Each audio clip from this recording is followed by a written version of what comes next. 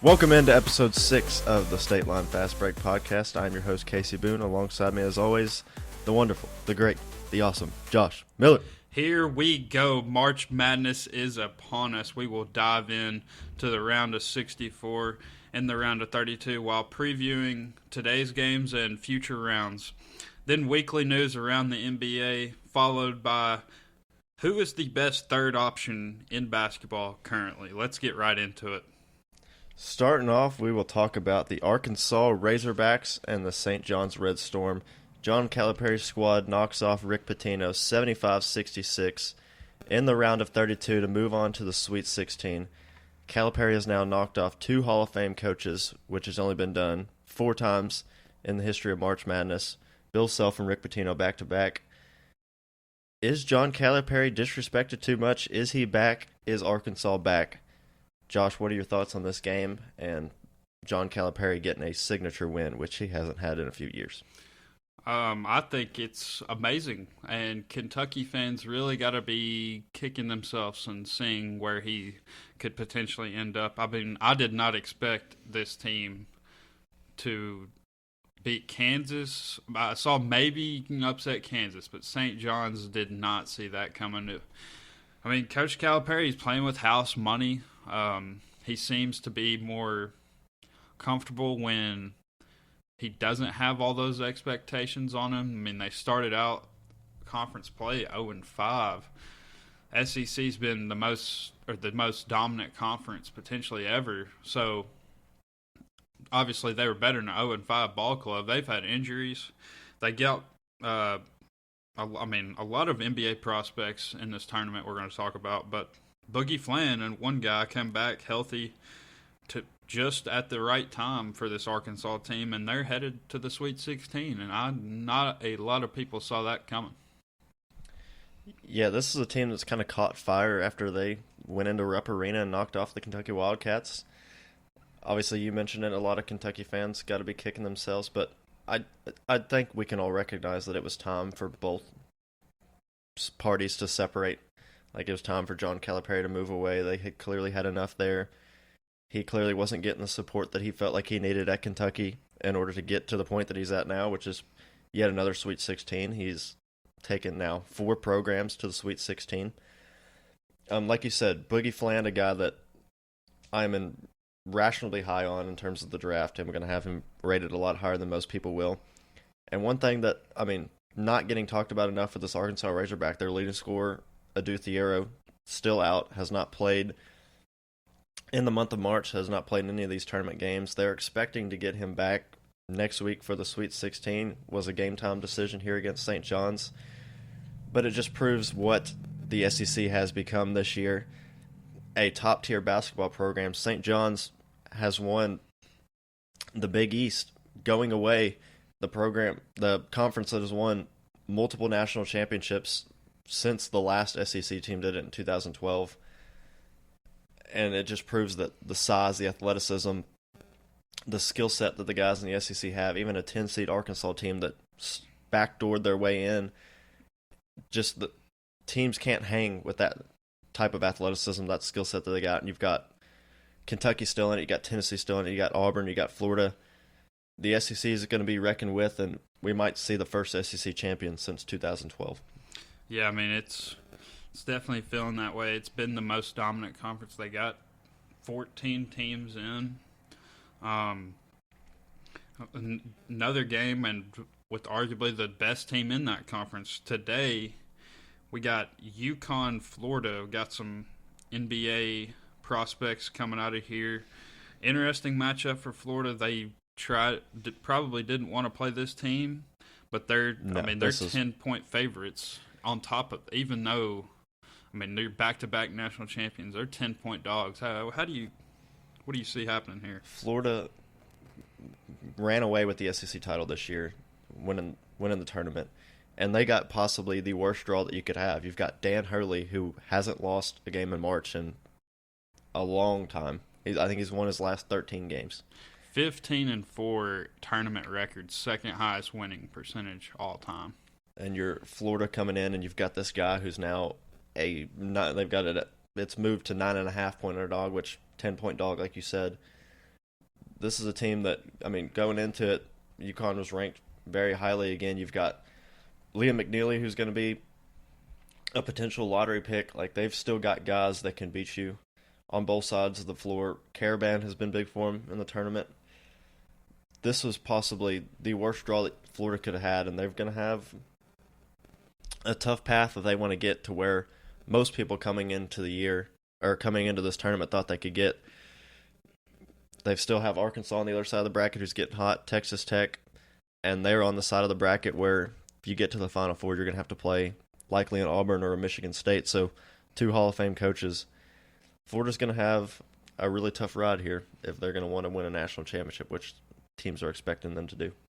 Yeah, I'm still going to – they're still my pick as we sit here today, just based on the 3 senior guards, the 4 centers they play.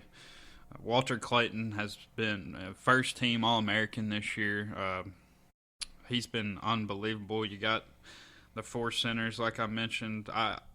They're gonna out-rebound you. There's not a team left that's gonna out-rebound Florida, offensively or defensively. But a couple other NBA prospects that are gonna be playing at 240 today, Baylor and Duke. How do you see this Cooper Flag Edgecombe matchup? You got Knipple too.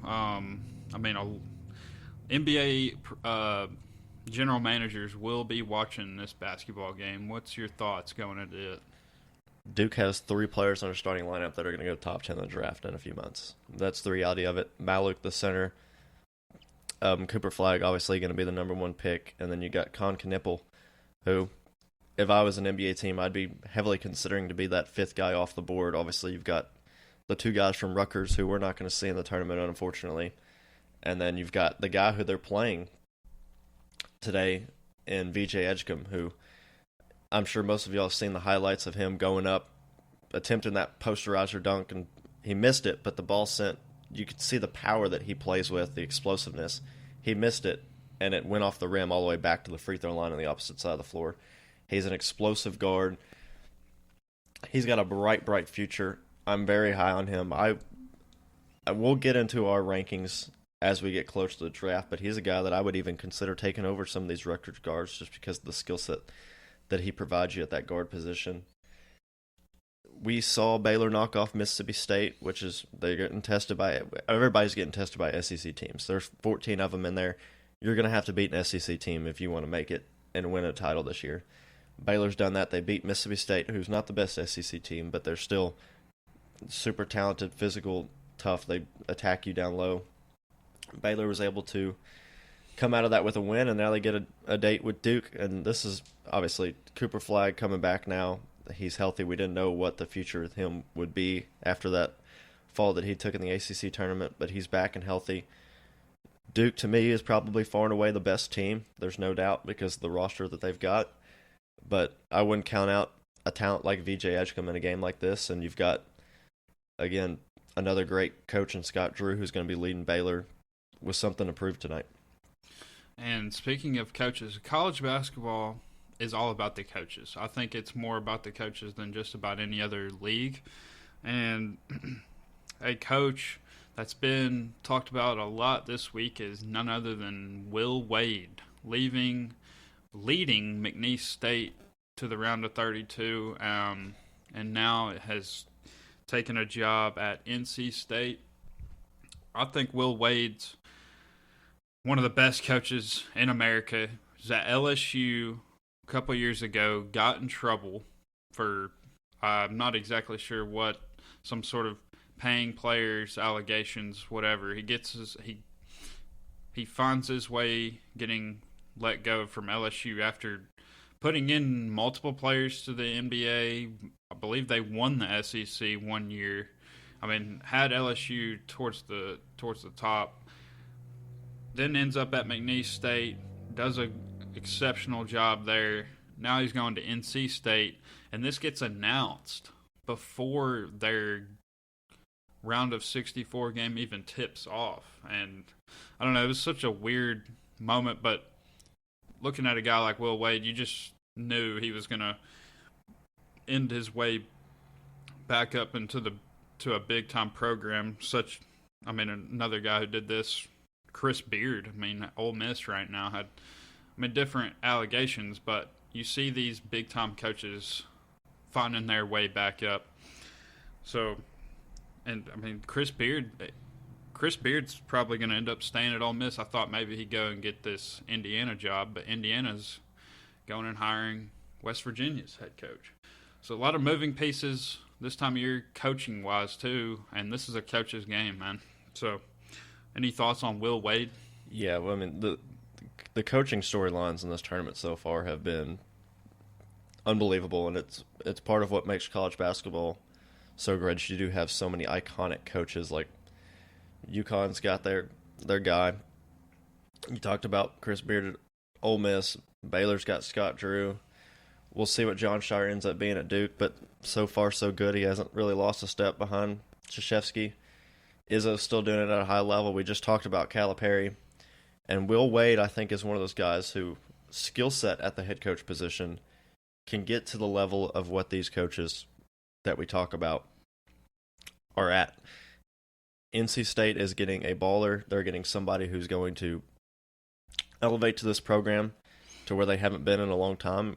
Obviously, we see them, that miracle run they went on last year, but that wasn't a team that can recruit at the level and play at the level consistently throughout the entire course of the year. That what Will Wade is going to get them to that level. They're going to be competition for North Carolina. They're going to be competition for Duke. Will Wade is one of my favorite coaches, top to bottom. The way that he orchestrates a program, I think he's going to do a tremendous job there. He's bringing that clown show con with him. I don't think that's a great decision. That's a different story for a different day. But if he didn't bring him, he would catch some slack, I'm sure. But it's the media draw for him. But Will Wade's an unbelievable coach. I'm glad he's out of the SEC. Another legendary coach that's got to be worth mentioning is Rick Barnes, third straight Sweet 16 for Tennessee. Big win over UCLA last night. A couple of years ago, after the Grant Williams era, UCLA offer on the table, Rick Barnes, pretty much a done deal. Ends up backing out for whatever reason last minute. Ends up staying the coach at Tennessee, and they have the best defense in the country. We'll see. Potentially we're going to get a Kentucky-Tennessee Sweet 16 in Indiana, or got Illinois, another NBA prospect, multiple NBA prospects in this Illinois-Kentucky matchup today to see who's going to be playing Tennessee. Tennessee's played both of these teams, beat Illinois on a last-second shot, and have lost to Kentucky twice. So there's a decent amount of Tennessee basketball fans who listen to this podcast. What's your thoughts on where they stand and how this game today will affect the Sweet 16 next week? I think you got to like where they're sitting right now. Obviously, you go up against UCLA and Mick Cronin. He's built a very good program there. We just saw him make a Final Four run a few years ago. Obviously, you talk about Rick Barnes, storied coach. It's hard to beat a team 3 times. I think you like getting Kentucky on a neutral court if that's the situation that ends up being. Kentucky's still without Kirk Kriisa. They're going to be without Jackson Robinson.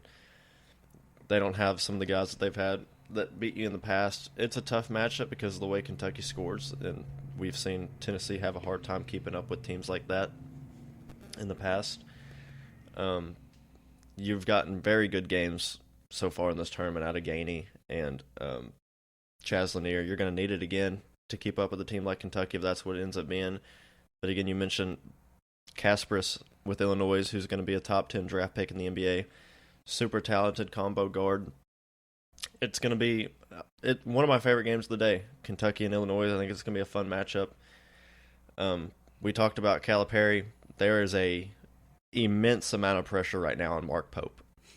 You come in and replace a Hall of Famer. You're stepping into arguably the most storied basketball program in America right now. And you watch the former coach take a severely less talented roster than what he's had in the past to the Sweet 16 now without their top player. You're missing your top player in Jackson Robinson. You've still got to find a way to get it done. Mark Pope, there's a ton of pressure on him to get it done, and there's going to be a ton of pressure on him to step in the batter's box again with Rick Barnes next round, which Calipari and Rick Barnes went head-to-head for many years, pretty split record. Can Mark Pope get it done for the Kentucky Wildcats? We'll wait and see what happens today, and then we'll see the Sweet 16 in Indianapolis next week to see how that matchup ends up. But like you mentioned, I want to touch on this IU job a little bit. Indiana basketball is one of the most storied basketball programs in the history of college sports. You hire Woodson, you think that's going to be the guy that he's an alumni there, he knows about the storied tradition. You go and hire DeVries from West Virginia, like it's not the most flashy hire. For me, if I were IU, I would have pushed extremely hard to try to pull Dusty May away from Michigan, which we've seen now. He's turned a Michigan team that won 8 games last year to a Sweet 16 team that's won 27. Unbelievable head coach. Great for Michigan that they're able to keep that guy. They talked about maybe offering Brad Stevens the job. He has no incentive to leave Boston. He's got it made there. We'll get into Boston in just a minute. But that IU job, I would have loved to see them kind of make a swing hire, and they go out and get DeVries from West Virginia, who his team just missed the tournament, but is a very up-and-coming head coach in the game. It'd be interesting to see if IU can get back to the level that they're expected to be at. But this kind of move, and we've seen it now with Will Wade, DeVries, just two major examples going to bigger programs.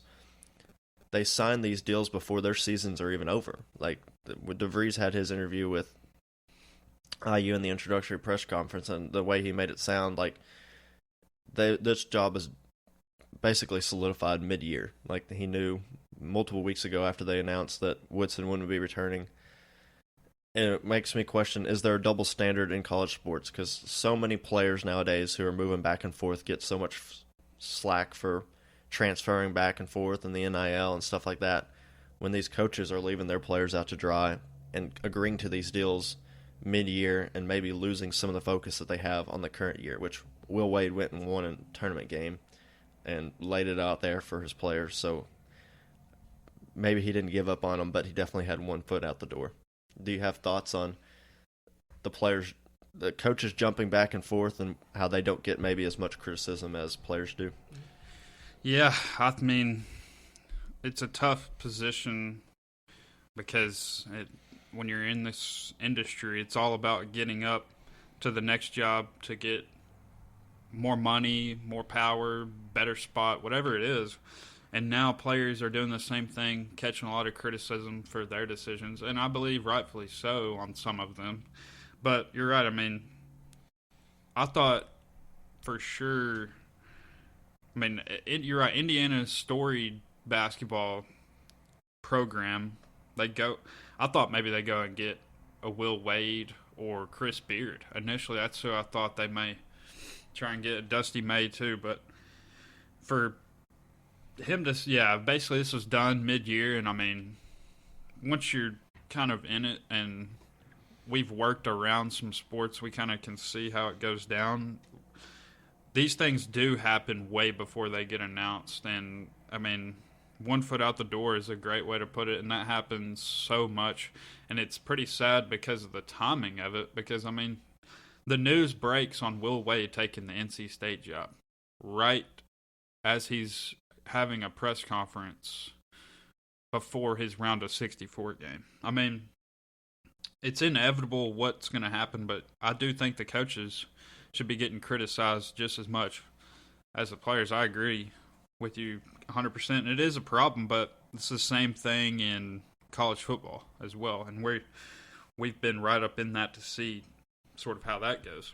But to close out this college basketball, Kasey wants to give our Final Four picks, which is probably going to make us look really dumb looking back in a couple weeks. But I'd like to hear what your Final Four is as of today, March 23rd. Yeah, so this is something that we kind of wanted to do. Just looking through the tournament, wish we could have got to it earlier, but just timing wise, we couldn't. The way these games start on Thursday and the way we record these podcasts, but we're kind of looking at it now. We've got the advantage of seeing how the round of 64 and half the round of 32 plays out. But like we talked about, we got some tough games today. We got Duke Baylor, and Duke is who I'm going to be picked to come out of the East, take the East bracket. I think they're going to knock off Baylor today. I think Arizona is going to knock off Oregon. That's going to lead to a Duke-Arizona matchup, which I think would be fascinating to see. Caleb Love, some of those guys for Arizona. It's a super talented ball club that I don't know gets enough recognition. Bama, St. Mary's is going to be a fun one today. A lot of scoring in that game. I think Bama can give Duke a run for their money. Just stylistic, the way that they play. They obviously don't have the talent and the sheer level of explosive element that what Duke has. Just three guys that are going to be drafted in the top 10 here in a few months. But that's a game that if we get that, it's going to be a heavyweight fight. And I think you're going to see some people actually taking Alabama just stylistically in the way college basketball is played today. Like the team basketball, got a team that can score a ton of points, may be able to pull off an upset like that over a team that maybe might have more talent. I think one of the best games we're going to see in the tournament, if we can get Kentucky and Tennessee round 3, I think that would be, there's going to be so much storyline going into it. You've got the whole Calipari thing that we've already talked about. That's going to be a fun one. I think this is the year that Tennessee is going to make it out and get into the Final Four. First one in program history. I think they've got a good draw. I don't know that Houston. There's a lot of people that are high on Houston. I don't see it. I actually think Purdue might be able to knock them off in the next round. This team is getting hot at the right time. We saw them dominate High Point for most of the game, and then it wasn't even close against McNeese, which was a hot McNeese team. This might sound crazy, but I really like Arkansas to knock off Texas Tech, and I think you're going to see a matchup of Arkansas versus the winner of whoever wins this Florida-UConn game today. It might sound crazy, but I think UConn can pull it off. I think UConn can get it done. So I'm going to pick UConn to go to the Final Four out west. I think they're going to knock off Florida. Everybody talks about Florida and how great they are. I agree. They are a great program. They are a great team right now. We talked about it with Condon, Clayton, who are two NBA prospects. It's a great roster. But don't ever count out Dan Hurley. Too many guys have done it so far. I love Liam McNeely. I think he's got due for a big game. Didn't see maybe his best game against Oklahoma. I think he's due for a big game. I think he gets it done. I think we get an Arkansas versus UConn. Calipari, Dan Hurley, Elite Eight game would be storybook. I would love to see it. We've seen a lot of Calipari versus UConn in the past when he was at Kentucky. Multiple times they've seen each other. So that's what I'm going to go with. I'm going to go with UConn getting it done as an 8 seed. Would not be their first time getting it done as a high seed like that. They get out of the West, and then I like Auburn out of the South. I'm a big Tom Izzo fan. I think Michigan State's going to get a big win, and then they're going to go on to beat the winner of Ole Miss, Iowa State in the next round.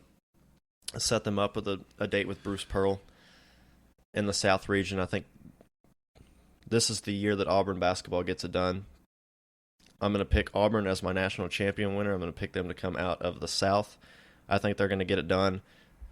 Bruce Pearl is going to get it done over UConn in the Final Four. And we're going to see an Auburn versus Duke championship game. Bruce Pearl gets it done. Gets Auburn the national championship. First SEC champion since 2012, and that Kentucky team did it. I think it'll be either the third or fourth SEC program ever to win one. You've got Arkansas, Kentucky, Florida. Of the three that are coming off the top of my head when I was doing a little research in the past. But Auburn gets it done. They're your national champion. Auburn, UConn, Tennessee, Duke, Final Four. Duke, Auburn, national championship game. Auburn gets it done. Man, that's can't ever rule out Dan Hurley. You're right, but I hate to do it. I mean, I'm gonna have to. I got Florida coming out, and they're gonna make their way to the Final Four to play Auburn. I'm with you. Everything you say about Auburn, they're the most experienced, oldest, one of the best coaches, potentially Player of the Year Janai Broom. And then I went back and forth on the Duke. Hopefully we get to see a Duke-Alabama game. Man, Nate Oates, that'd be – that's going to be a must-see game if it happens. But I agree with you on that. I'm going to pick Duke just based off of – Alabama's very talented, don't get me wrong, and they could easily win that basketball game. But I'm going to pick Duke there. And, man, I'm a Tennessee fan, so it's going to hurt me to say this, but Purdue, I got Purdue coming out, making their way to the Final Four. Purdue making their way to the Final Four. Matt Painter, we talked about this off air before we started. He's been one of the best coaches in America, and they seem to be playing their best ball right now, not having as good a year as they did last year, but they have a lot of the same guys came back. Braden Smith, first-team All-American, and they look scary. Not a team I want to play. And then I got Duke, Purdue, Florida, Auburn, and I got Florida beating Auburn again, and then Duke beating Purdue, and then I got Florida beating Duke in the national championship. I think ever since Florida fully got all their guys healthy, that they are by far the deepest, biggest team, on top of having 3 experienced senior guards. Walter Clayton, he's arguably been the best guard in America this year, and if his 3-point shot's going to keep falling the way it is, they get so many offensive rebounds. But Duke would give them some issues because of their size. About the only team I could see really matching up with them. But I'm going to stick with Florida, like what I saw. But they got a tough matchup today in UConn, man. I'm really curious to see how that's going to play out. But I'm going to stay with my pick of Florida winning the national championship. You can't go wrong with it. I went a little bit out there because I've been on the Florida's a great team, but not going to win a national title, and so I'm just going out on a limb. I like what Dan Hurley does as a coach, and I think that he can get his guys up for a matchup like that. But we talk about it. We've talked about all these great potential matchups that we're getting down the line. But we've seen a lot of flack online about people being upset that March is no longer so much madness, that maybe the name should be changed to just the NCAA tournament, and we shouldn't have this fun, all this hype around these crazy buzzer beaters and all these 14 seeds, 15 seeds getting these crazy upsets. I know that you want to talk a little bit about that, and then I'll kind of piggyback off what your thoughts are on March Madness maybe not being so mad anymore. Yeah, it's kind of sad. I'm going to be honest. A part of me doesn't like how it's went. Part of me does for the later rounds being better. But it's called March Madness for a reason. We didn't get much madness. We got to change the name. It's over. It's been going down each year. And it all stems to the transfer portal. These smaller programs losing their players to these big time. Every big time program, for the most part, has a player who is the best player on a smaller college, and now they just make their way onto these bigger universities, which only hurts. It's just a farming system at this point. It's starting to catch up. There's not as many upsets. There's still upsets. The fact that there's still brackets out there tells me it's not as much madness as there's been in the past. But, so, yeah, I'm kind of, a part of me is kind of sad. I felt like this weekend was kind of a dud in some ways. I agree with you. I really enjoy the madness aspect of it. You love to see these crazy upsets and these teams you don't expect. You love to see teams like St. Peter's and Loyola Chicago and Sister Jean be able to go on these crazy runs. It's a great story. But I think this is great for the future matchups that we get. We just talked about it. We have a chance to get Duke versus Alabama. In years past, we may have seen Alabama get upset, and they struggled against their opponent the other night. So we could have had an upset there. We may not have get what we considered a heavyweight fight. We may not get the opportunity to have Tennessee versus Kentucky number 3 because Kentucky for the last 5 years haven't seemed to be able to win a game. We may have not gotten the opportunity to get Bruce Pearl against John Shire in a tournament championship with the 2 best teams in college basketball, in my opinion. We may not get the chance to see Florida go off against Dan Hurley. So the future matchups that we're getting because of it, I think, is worth some of the loss that we've gotten from teams pulling off these major upsets. We're going to get a lot of matchups that are going to be really exciting. We're going to get the chance to see Michigan State potentially facing Auburn. You're going to have 2 Hall of Fame coaches going up against it. I think it's great that we're getting these future matchups. It's going to be more exciting. It's going to bring more eyeballs to these games.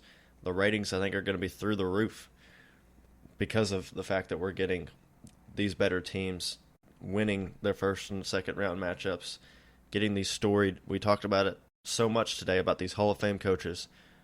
We're going to have potentially a Final Four of all Hall of Fame coaches. We might get Dan Hurley and John Calipari out west. We might get Bruce Pearl.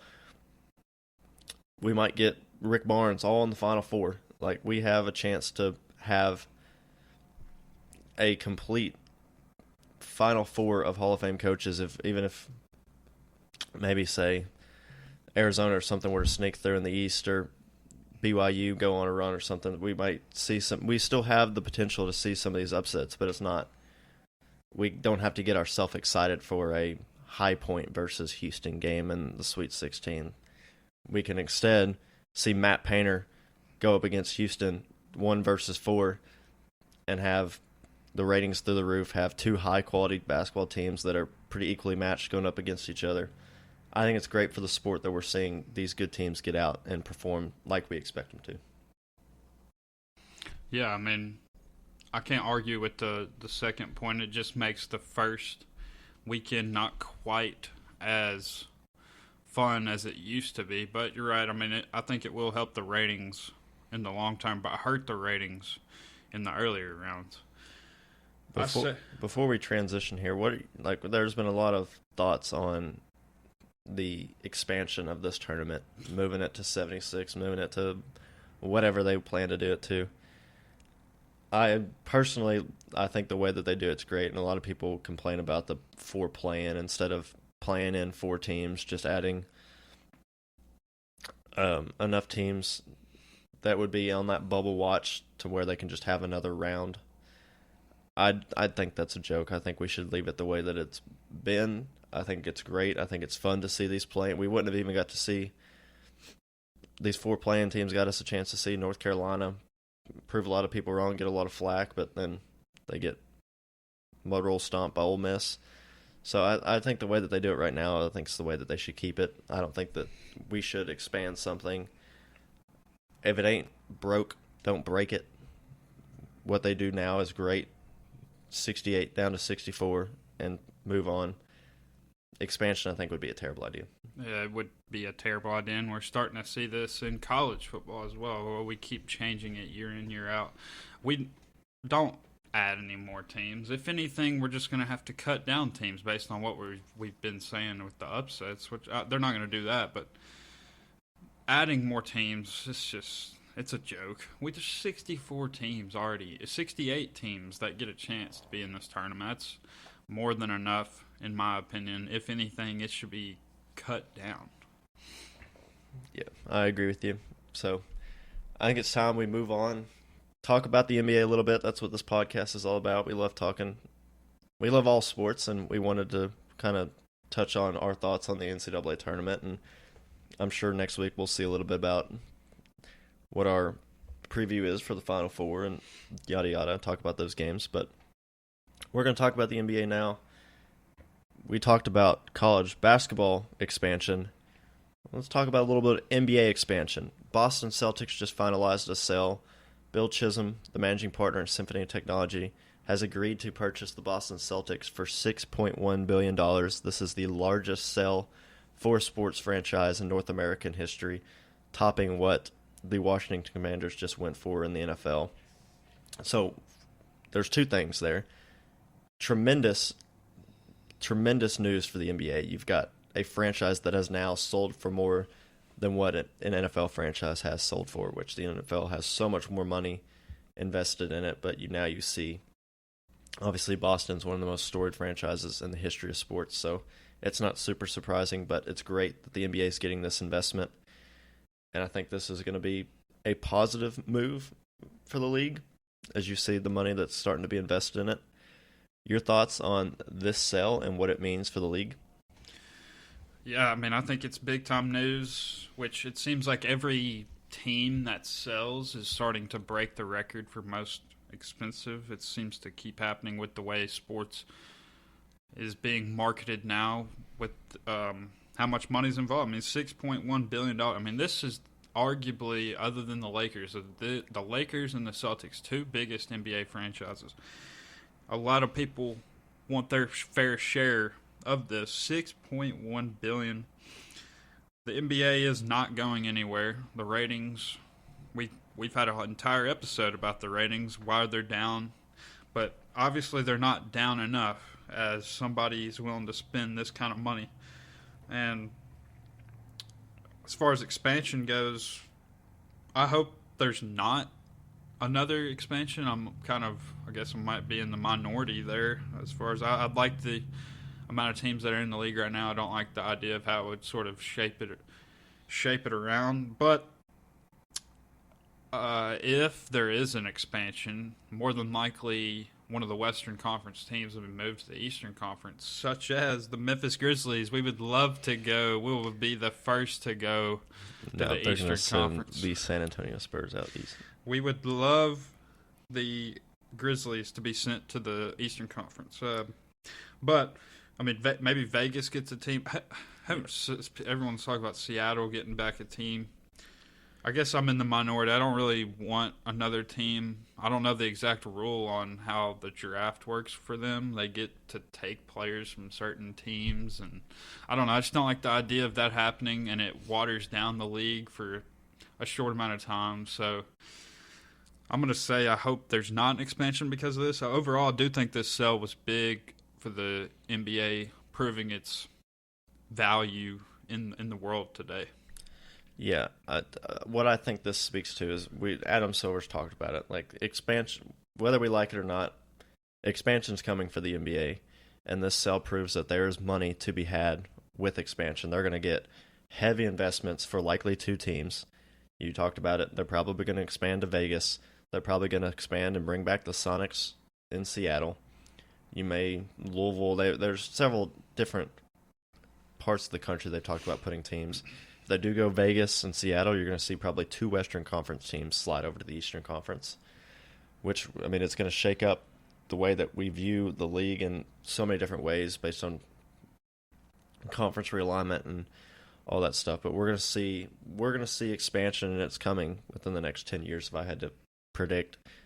We've seen with this sale that this now provides the blueprint that there is money to be had in the league. And you see it, the most storied franchise potentially in the league's history is now being put up for sale. And I think a lot of this is what we need to talk about is the impacts of the apron. The Celtics right now are having to pay $500 million plus every single year in luxury tax bill they're about to hit. They're going to start seeing implications on their ability to improve the roster with trade limitations. The draft picks are going to start to be locked on them because of how high the roster is. You're going to see, and we see it every time there's a major professional team that's sold. The roster is going to be diminished to a certain extent. He's not probably going to want to come in after spending $6.1 billion on this roster and then pay $500 additional million every single year over what the salary cap is just to keep this roster together. We're going to see probably Porzingis, Derek White, Al Horford, Jaylen Brown, you name it, somebody's going to have to go from this roster, if not more than one player.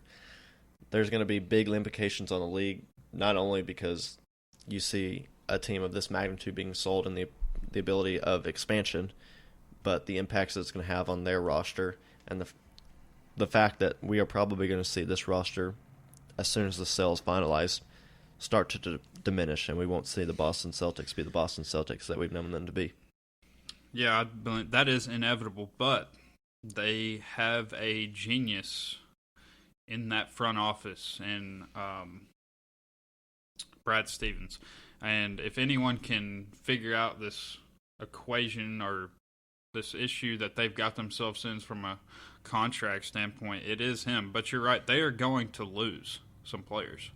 But they continue to draft fairly well. I'm not worried about them. Yeah, they're not going to lose Tatum, obviously. I mean, I doubt they even lose Brown. The other guys are very important to them, and they might lose. But it will be interesting to see because Phoenix went and got a new owner, and Matt Ishbia, and they've had dramatic changes under his watch, or he wanted to do to shape their team around. It hasn't worked out, but I'm curious. They're not going to want to have to pay this luxury tax much more. The previous owner said, let me get as far into the luxury tax as I can, win a championship, but then I'll just get out. So he got his ring out of it.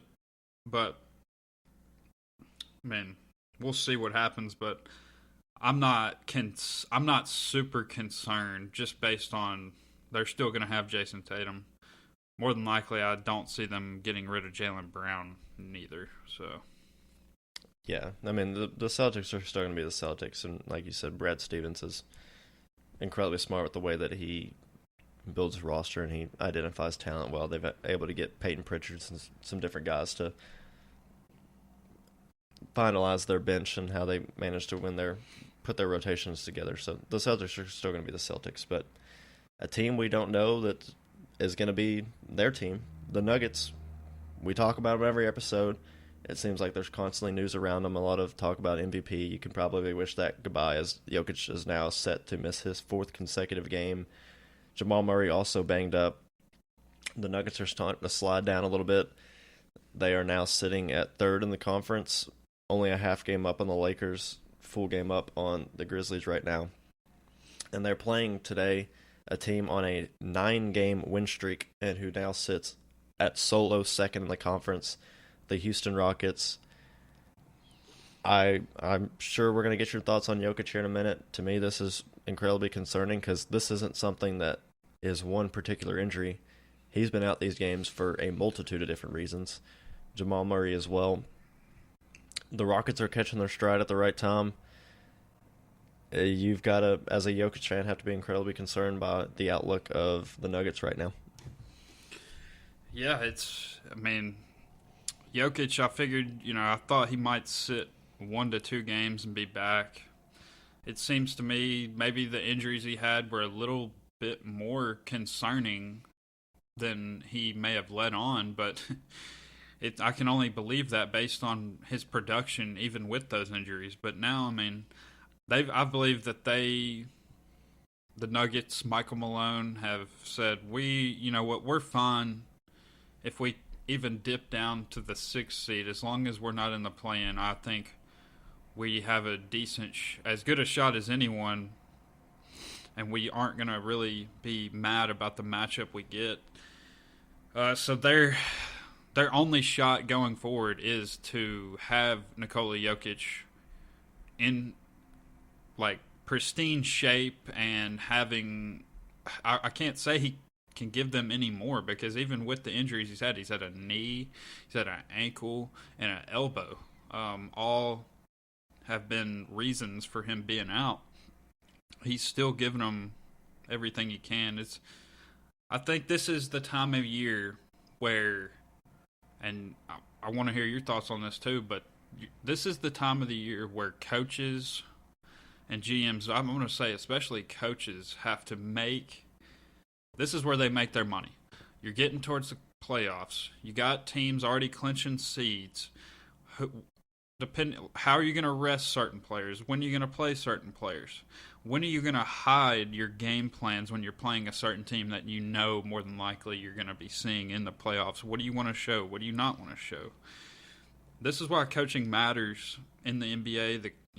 If you look at all the leagues, people argue that in the NBA the coach is the least important, and that may be true, but they still hold a lot of value in making these decisions. And Jokic missing 4 straight games. I mean, I hope he's back soon, but I don't think I have much concern on his injury going into the playoffs, but it's concerning from a seeding standpoint because they're not going to win without him. I mean, they lost to the Wizards with him. They somehow beat the Warriors, but that was an interesting game. I just think it was just an anomaly. They didn't have Jokic or Murray, still beat the Warriors. Got blown out by the Lakers, and then now they got the Rockets today. So it is concerning, but I'll give Michael Malone benefit of the doubt, see what his plan is going forward, saying we're fine wherever we go, but we've got to rest him because we depend so much on him going forward.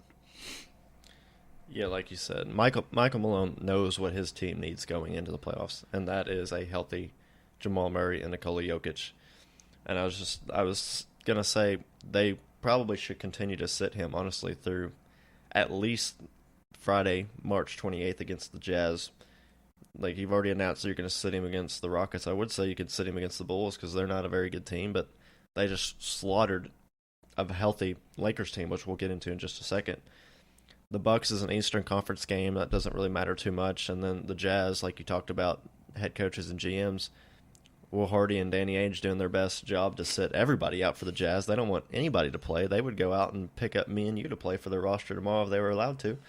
So that's a game I would probably sit him. If you're committing to sit him against the Rockets, who you are in direct competition for right now for that second seed and first round home field advantage in the playoffs, just go ahead and sit him against these two Eastern Conference teams and a team against the Jazz who will probably just let you win for free. So, and then I would bring him back out when you've got a slew of Western Conference teams who are in the playoff / play-in race in the month of April. That Timberwolves game is probably when I would target the return of Jokic, another team that you're not super concerned about catching up to you, but they're only about 3 games back. So they're 0-3 against them this year so far. Yeah, so that would be my target date to bring Jokic back if I were the Nuggets. But Michael Malone knows what he needs to do. You talked about it, coaching. Steve Kerr knows what he needs to do with Curry, who's now banged up. We're sitting at 6th. They don't want to have to play in the play-in. They're right ahead of the Clippers right now, right ahead of the Timberwolves. So that's something that we're going to have to keep an eye on, is when Curry is going to return. They're in a very similar situation. Another team that I just touched on that was in a similar situation with the injuries to LeBron and Luka, kind of sitting them out here and there. The Lakers brought back LeBron into the starting lineup last night against the Bulls. You see Luka Doncic starting to find his stride for that Lakers team, but they just get mollywopped at home against the Chicago Bulls, who are now 31-40. Kobe White, impressive game. Matas Buzelis starting to come around, and we'll get into more as the year runs down about this rookie class, but they're starting to see these guys that are drafted at the top starting to show why they were drafted there. We're starting to get some real production from these rookies, but you just got to be positive if you're the Lakers. You've got LeBron back in the lineup. Luka's starting to finally, again, we talked about it a little bit just off air. Luka had a 29-point first half, 5 points the rest of the game. We got to see him put a full game together, keep the consistency. You can't let teams adjust to you. You still got to find a way to get your spots and put up production in the second half when games are won. That's something that I need to see more out of Luka as we move forward if you're the Lakers, but you've got to feel encouraged that Reeves, LeBron, Jackson Hayes, they got Finney-Smith back in the starting lineup. Hachimura was back on the court for them. All their guys seem to be getting healthy at the right time to make a push to potentially get a 2 seed. So what are your thoughts on kind of where the Lakers sit, maybe where the Warriors sit with the Curry injury? So the Lakers have had an interesting week Um, I think they should be happy based on the recent transactional move they made of getting rid of Alex Lynn. I think this team got much better. But anyway, I'm kidding. But the Bulls game last night was embarrassing from a defensive standpoint. Their defense has been pretty good. Up until yesterday, might be their worst defensive game of the year. I mean, Chicago Bulls getting wide open threes left and right. Giddey, 17 assists, 8 steals, 10 rebounds. I mean, he has really been unbelievable this year. Matis went 5 of 10 from 3 last night. We know about what Kobe White can do. He can get as hot as anyone. But you still feel fine if you're the Lakers. I mean, you're sitting at the 4, but you could easily move up to the 3, potentially the 2 if you get hot. I think it's just going to come down to hitting. They've got enough time left in the season. If they could just get on a little bit of a roll towards the end of the regular season, I think they'll be fine. But last night's defensive performance was concerning. But, I mean, it was LeBron's first game back. He didn't play particularly well. Luka's been going off in the first half of every game, it seems like. But the way the defense shifts to him in the second half, he doesn't really get up as many shots and come out as aggressive as he has been in the first half. But they're getting healthy. As long as they can put this game behind them, I think they'll be fine. I mean, Austin Reeves finally getting back to his old self. But, I mean, bad loss last night. But what have they got going forward? I think they got the Magic on tomorrow night. So, I mean, defensive game there. They should. I mean, you got to win that basketball game. But I think they'll be fine. But Curry, too. I mean, Curry been banged up. Goes back. Steve Kerr's already came out and said, I got to get this guy some rest. Said that publicly. Now, Adam Silver may not like that news coming out, but it's understandable getting how close we are to the playoffs here. But how about the Cavaliers with the 4-game losing slide? Is this a concern? Is it just, I mean, they're sitting players in and out too, but a couple of these games they had everyone. I mean, the Clippers, this road trip, not very good. They started out with the loss to the Magic, who they've had some issues with. They lost to them at home. The Clippers team's been playing really good basketball. Kings, they have some talent. I watched the end of that game. They let the Kings get whatever they wanted in that late game, and then Kevin Durant goes off on them yesterday. So how concerned is this even concerning to you? They've had multiple 3-game slides, even though they only have 14 losses, but the first 4-game slide for the 1 seed in the Eastern Conference has the Oklahoma City Thunder have already locked up the 1 seed in the Western Conference. I think it just goes back to what we talked about. We don't know that the consistency is going to be there yet for them in the playoffs. We've yet to seen it. That's why we both, I think, had Boston coming out of the East. Is they've got to prove that they can do it consistently, and these were 4 teams that are right in the thick of the playoff race. Failed to get it done 4 straight nights. They're, again, like we talked about, they got the Jazz coming up tonight, so they'll probably just can walk into the arena and get a win and walk out. But it is a little bit concerning, but again, they're still first in the East. They're going to have home field advantage. They're probably going to be playing against a team that's going to be multiple games under 500, whoever somehow gets that 8th seed in the East play-in race. It would be a little bit concerning to me, but we know the talent they've got, and they're going to be fine to kind of they're going to push through this. We've seen them kind of push through these slides before, but it just kind of goes back to the consistency we've talked about with the Cavs. So let me ask you if this is concerning. A guy who's borderline top 10 player in the league. A lot of people would have him in the top 10. He's their superstar. He's capable of having a game like this every once in a while. Friday against the Suns, bad defensive team. 7 points on 2 of 18 shooting and 0 of 8 from the 3.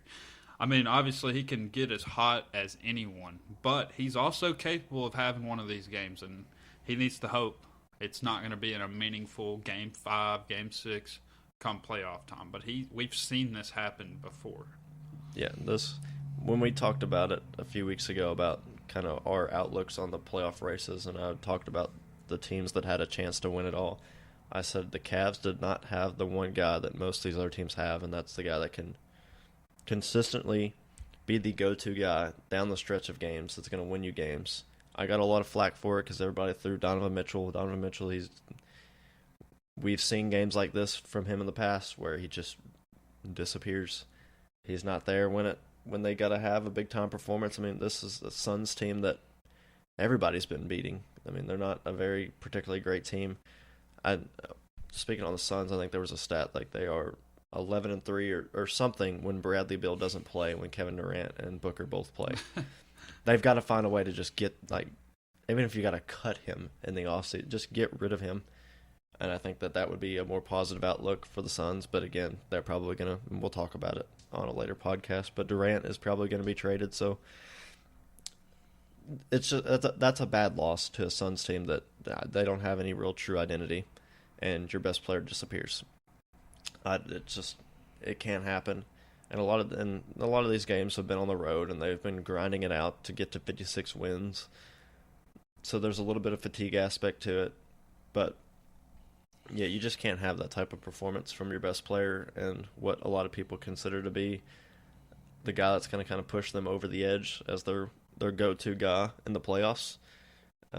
We've yet to see him have a ton of playoff success dating back to his days in Utah when they were fighting for 1 seeds and they had him and Gobert, and it was playoff disappointment out of playoff disappointment. So we've got to see him get it done when it matters most, and we have not seen that from him yet, which led to my comments a few weeks ago. And he's very capable of shutting us up. I mean, there's no doubt about it. He's had big games in the playoffs, but we haven't seen it for an entire series. I say we jump into this topic here concerning the best third option in basketball, and we've had Nick Wright come out in the offseason and say that Austin Reeves was a better third man than Bradley Beal, and then now we're into people saying Austin Reeves, is he the best best third option in basketball? And I think he deserves to be in that conversation, although when this conversation happens by these certain media people, they just forget to mention a lot of names. So I'm just going to try and give these guys credit, because they also should be discussed as third options in the league. And starting with the Cavs, which way do you want to go, Evan Mobley or Garland? One of those guys is a third option, whatever night it is, and both of those guys are better than Austin Reeves. You got on the Celtics, Porzingis, Derek White. One of those guys is, either one of them you can consider a third option. I mean, I've got a bunch of names here. I mean, how about Zubac with the Clippers? Is he a third option? Because you got Kawhi, you got Harden. I mean, is there any that come to mind for you, or do you have Austin Reeves solidified as the best third option in basketball? Hell no, I don't. I mean, what are we even talking about? He's not even, look at the team that's the 1 seed right now. Pick your poison. Chet or Jalen Williams. Both of those guys are clearly a better third option than what Austin Reeves are. It's kind of a ridiculous conversation. It just goes back to the media bias that the Lakers get. They're always going to be put on a pedestal. You talked about the Clippers. Who would you rather have, Austin Reeves or what Norman Powell's done this year? And he's been incredible when Kawhi's been out, putting up well over 20 points a game. He's been a rock star. I mean, he's right up there with Austin Reeves. You talked about it, Holiday, White, Porzingis, guys for the Celtics. I mean, you also got guys like Desmond Bane, OG Anunoby, maybe Mikal Bridges. I was going to say, the guys for the Knicks. Bobby Portis could be considered a third option. Yeah, there's so many. There's so much talent. And Austin Reeves he's a great player, and he's gotten a lot better. But to already say he's the best third option in the league, I mean, he has nights where he looks like that, yes. very capable. But yeah, some of these other guys have all-stars. I mean, have more proven moments. But, I mean, it's not to take away from Austin Reeves, but for him to already have that title, I don't think he should have it just yet. Yeah, I mean, there's nights where you'll see Austin Reeves just completely disappear. But, I mean, he's had a tremendous year and deserves a lot of credit. But there's so much talent in the league, and you've got these teams that are sitting at the top of the conference that have multiple options. Like, the third option for the Thunder is going to be better. Third option for the Celtics is better. You talked about it, the Knicks guys. They've got two guys who, on a championship-level team, I think I would probably take their impact on the entire course of the game, Bridges and Anunoby. What they do on both sides of the ball is probably more impactful than what you're going to get from Reeves, Mobley, Garland. Like, all of these guys, I think I would take over them. But one thing that I get from this conversation, because I do not think that this is as clear-cut as what we've seen in the past in terms of third options. We don't see the big threes of old that we normally do. And we talked about the apron rules that affected the Celtics and what their team is going to be moving forward. You don't see the Wade, Bosches, LeBrons that you used to. You don't see the Parker, Ginobilis, Duncans. You don't see these super mega. I mean, we saw with the Warriors, they were able to get Kevin Durant next to Curry and Clay and Draymond. That was a big four. Teams aren't able to put together 4 superstar caliber players together like they have in the past, and so the traditional big three, as we used to know it, is completely dead. And that's just we saw the Suns try to do it this year with Bill, Durant, and Booker. You just can't build a complete and competitive roster in today's landscape if you try to do that format of old of the big three. You've got to build a competitive roster and just get a better than average, above average, high quality player as that third option. Yeah, I mean, it also has to do with how well you're drafting, but we're going to see the Thunder. Most of these guys they have on their team are former draft picks of theirs, but how are they going to be able to pay everyone going forward? I see them being able to hang on to their big three, but the reason that they're so good is because of their bench. They're not going to be able to retain an Isaiah Joe, I wouldn't think, or a Wallace, or some of these guys off the bench. I mean, these guys are starters on other teams, and they only have them because they drafted them, so they are traded for them in the draft. So that's how you have to do it now. But we'll see. I'm very curious to see how the Thunder are going to be able to operate going forward, because they have a lot of guys they got to pay. Yeah, some of these guys they're gonna sacrifice it. They're not gonna be on the roster like we talked about with the Celtics. The advantage that the Thunder have is they still have 1 million first-round picks, and they haven't done what we've seen teams in the past do, which is go out and trade or sign that big third option. Instead, they've decided to use their money and investments to surround the team with better role players. Hartenstein as just one example of where they could have used that money invested in Hartenstein plus additional picks to go out and get somebody that was considered a star that can be that true side piece next to Shea.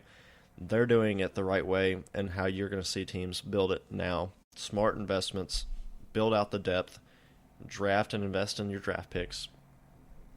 It's all very good points, and I think it's a very quality discussion to talk about the third option nowadays and how it is not what it traditionally once was. And it brings on a lot of different conversation about just where the league's headed moving forward, the investment in rookies, and we'll get into that as a later date. But do you have any kind of closing thoughts on the week that was in the NBA, what we've got moving forward, or any last second college basketball? Yeah, so as far as the NBA goes, Kasey and I are going to be keeping up with it, but there's going to be a lot of games where guys aren't playing. I mean, it's that time of year, so not a ton of groundbreaking games that are going to be around the league that are going to have everyone playing, although you're going to have a lot of teams still fighting for seeding. So we're going to keep an eye on it, but I would understand why a lot of eyes are now shifted to college basketball. But I mean, we got some big games today, but I think it's just going to get bigger as it gets closer. I mean, some of the, like we talked about, it comes down to these coaches. College basketball is a coach's game, man. And I'm excited to see some of these potential matchups going forward along with what we got today. So overall, glad it's March Madness time of the year, one of the best times of the year. And thank y'all for listening into this episode, and appreciate all the listeners we got. Yeah, like you talked about, we're probably not going to have a ton of NBA stuff to talk about. We're going to be able to dive into the play-in race a little bit, kind of the Western Conference as it's starting to seed its way through. Really this week, as we finish through the month of March, there's not going to be a lot. And the Western, I took a peek ahead in the month of April. The Western Conference slate is loaded. All the teams at the top are playing each other. All the teams in the play-in are playing each other. That's going to be an exciting time as we get transition from college basketball, March Madness, straight into the NBA playoffs. It's the best time of year, like you talked about. Next week will probably be a lot of college basketball talk again as we dive into kind of where the NBA standings seed. I think we'll talk a little bit about some of these rookies starting to emerge and continue to talk about the upcoming look of the draft. But like Josh said, we appreciate all the support, all the listeners. Keep providing feedback. We love to hear what we can do to improve the podcast, additional topics that y'all would like to hear. We've expanded and talked a little bit about college basketball, which leaves us room to expand and filter. We're still primarily going to be NBA, and as the play-in gets going and as the playoffs get going, that's going to be what we're going to be talking about. But a lot to look forward to in the world of basketball. Again, Instagram, Twitter, Apple Podcasts, Spotify, wherever you get your information online, at the State Line Fast Break Pod. Please check us out. Please leave a review, rating, do all that.